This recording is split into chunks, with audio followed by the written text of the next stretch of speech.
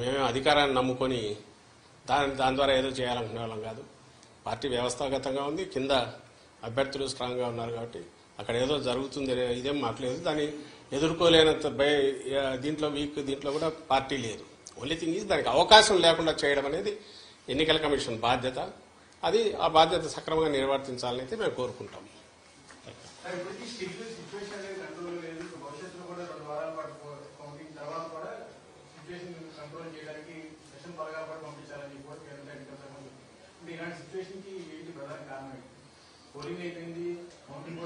ఎప్పుడైతే ప్లేయర్స్ పక్కన అంపైర్ అనేవాడు కొంత ఒక వర్గం వైపు పోతాడో అప్పుడు ఏదైనా జరిగే అవకాశాలు లేవు. మధ్యలో ప్రజలు మా కోరిక కూడా అదే, ఈవెన్ ప్లే గ్రౌండ్ క్రియేట్ చేయాలా. మేము లేము అధికారంలో, ఇప్పుడు అధికారంలో లేమంటే టెక్నికల్లీ ఉండొచ్చు కానీ బట్ ప్రాక్టికలీ ఏసీ పరిధిలో పనిచేస్తుంది. కాబట్టి మేము ఫర్వెంట్ రిక్వెస్ట్ అండ్ ఖచ్చితమైన డిమాండ్ ఏంటంటే ఎలక్షన్ కమిషన్ ఆబ్జెక్టివ్గా పనిచేసి ఒక సెక్షన్కు మాత్రమే కొమ్ముగా వస్తున్నా, ఒక రాజకీయ శక్తి కంటే టీడీపీ ఆ కూటమి కొమ్ముగా వస్తున్నా ఎన్నికల కమిషన్ వర్గాలు కానీ అధికారులు కానీ ఎవరు అంటే వాళ్ళను పక్కన పెడితే everything will fall in line, set right అవుతుంది. మా వరకు మేమైతే ఎన్నికల కమిషన్ చేతిలోకి అధికారం పోయిన తర్వాత దాంట్లో వేలు పెట్టాలని కానీ దాని ఏదో అడ్డదారుల్లో వాడుకోవాలని కానీ ఎప్పుడు అనుకోవట్లేదు. గతంలో అనుకోలే, ఇప్పుడు అనుకోవట్లా. కాబట్టి మాకు నిష్పాక్షికంగా ఉండే ఎన్నికల కమిషన్ ప్రతినిధులు ఇక్కడ ఉంటే everything will fall in line, అంతా బాగానే జరుగుతుంది. అప్పుడు అవసరం ఉండకపోవచ్చు, ప్రికాషనరీ దీని కింద ఫోర్సెస్ ఉండాలని వాళ్ళు అనుకోవచ్చు. మొన్న జరిగిన దాన్ని బట్టి నేనైతే అవసరం ఉంటుందని అనుకోవట్లా. ఏది నిష్పాక్షికంగా ఎన్నికల సంఘం వ్యవహరిస్తే అవసరం వస్తుంది అయితే అనుకోవట్లేదు.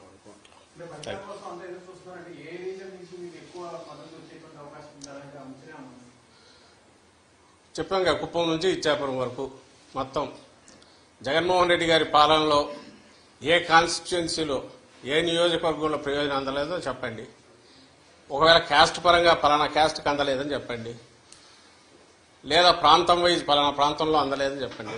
లేదు కదా, యూనిఫామ్గా సాచురేషన్ బేసిస్ మీద కింది నుంచి పై వరకు ఉత్తరాంధ్ర లాస్ట్ ఇచ్చాపురం వరకు అందరికీ ఒకే యార్డ్ స్టిక్తో ఒకే కొలమానంతో అన్ని ప్రయోజనాలు అందాయి.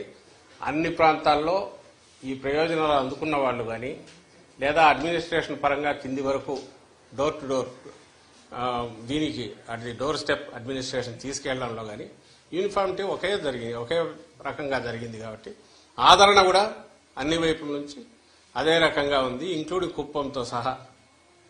అక్కడ కూడా బలమైన మంచి దీంతో మా పార్టీ గెలవబోతుంది అనేది మాకు కనపడుతున్న ఇది ఇప్పుడు కనపడుతున్న సూచన.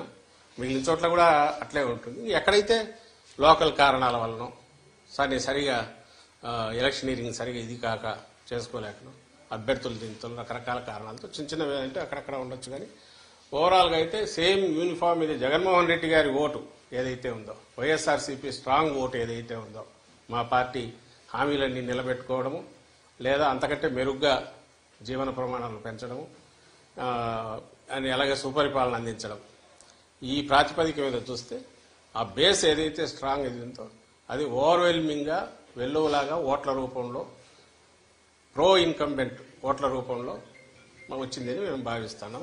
అది కనపడుతుంది. మీకు కూడా నేను ఇంతకుముందు చెప్పిందే, పర్సంటేజ్ ఆఫ్ ఓట్స్ పెరగడం, గంటలు వెయిట్ చేయడం, అలాగే మహిళలు బాగా ఎక్కువ మంది వచ్చి చేయడం, వేరే ఊరు నుంచి ఎవరెవరు వచ్చేస్తున్నారు. ఎవరు వస్తారో బస్సుల్లో వచ్చే వాళ్ళంతా ప్రయోజనాలు పొందిన వాళ్ళు, పథకాలు తీసుకున్న వాళ్ళు, బెనిఫిషియరీస్, వాళ్ళ కుటుంబాల్లో పిల్లలు మంచి చదువులు చదువుతున్నందువల్ల, లేదంటే వాళ్ళ తల్లికి తండ్రికో పెన్షన్ నెల ఫస్ట్ కంతా జగన్మోహన్ రెడ్డి గారి పుణ్యం, ఇది పుణ్యమాని ఈ గవర్నమెంట్ మా వైఎస్ఆర్సీపీ ప్రభుత్వం పుణ్యమాని వాలంటీర్ తీసుకెళ్లి ఇవ్వడము.